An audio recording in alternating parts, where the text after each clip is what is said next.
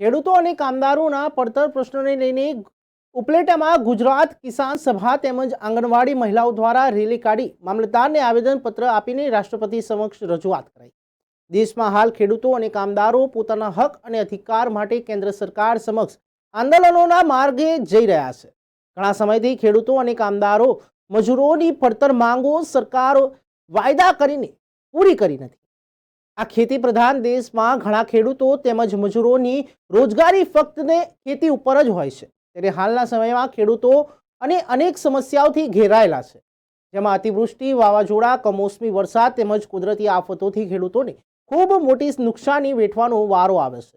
ઉપરાંત ખેત પેદાશોથી ઉત્પન્ન કરવા માટે ખાતર, બિયારણ, જંતુનાશક દવાઓ, ડીઝલ તેમજ ખેતી માટે ઉપયોગમાં આવતા ઓજારો, આ તમામ વસ્તુઓમાં જે ભાવ લગાતાર વધી રહ્યા છે, તેથી ખેડૂતો ખૂબ સંકટમાં આવી રહ્યા છે।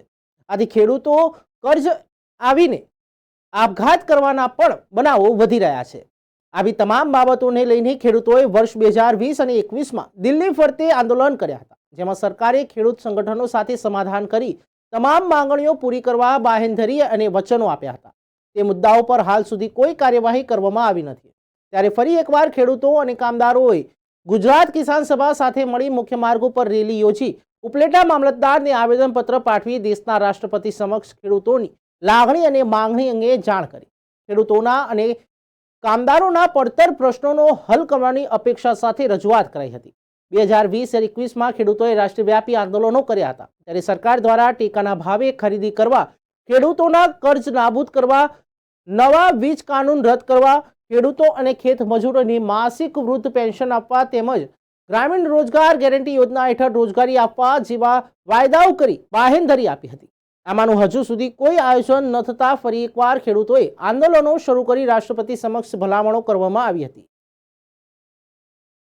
અમે 2 દિવસની રાષ્ટ્રવ્યાપી હડતાલમાં જોડાયેલા છીએ। અમારી મુખ્ય માંગ છે કે અમને પહેલા તો કાયમી કરો, 20,000 પગાર આપો, હેલ્પરને 10,000 ને અમને 20,000, અને અમારી કાયમી માંગ એવી છે કે અમને છે ને કા રજિસ્ટરમાં કામગીરી કરાવો ને કા મોબાઈલની કામગીરી કરાવો, અને અમને છે ને જે ગ્રેચ્યુટી આપી છે ને એ હજી અમને મળી નથી ઘણા બહેનોને, અને અમને કાયમી કરશે ને તો જ અમે છે ને આ કામગીરી આગળ કરશું। જો નહીં કરવામાં આવે તો અમે આંગણવાડીને તાળાએ આપશું અને એક પણ પોષણની કામગીરી નહીં કરીએ, પુરવઠા વિસ્તરણની કામગીરી નહીં કરીએ, અને ચૂંટણીનો બહિષ્કાર કરશું। અમારા મમ્મી પપ્પાને કહેશું ને અમારા કુટુંબજનોને કહેશું, ચૂંટણીનો બહિષ્કાર કરશું, ને જો આ માંગણી સ્વીકારવામાં નહીં આવે ને તો અમે ઉગ્રથી ઉગ્ર આંદોલન કરશું।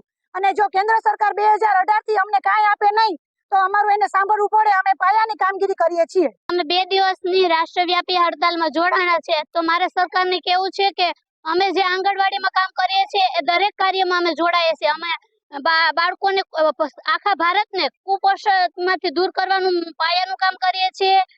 સ્ત્રીઓને પોષિત કરીએ છીએ જેથી કરીને બાળકો કુપોષણના ભોગ ન બળે, બાળ મૃત્યુ દર ઘટાડીએ છીએ, ભાવિ માતાઓ તૈયાર કરીએ છીએ જેથી કરીને કુપોષિત બાળકોનો જન્મ ન થાય।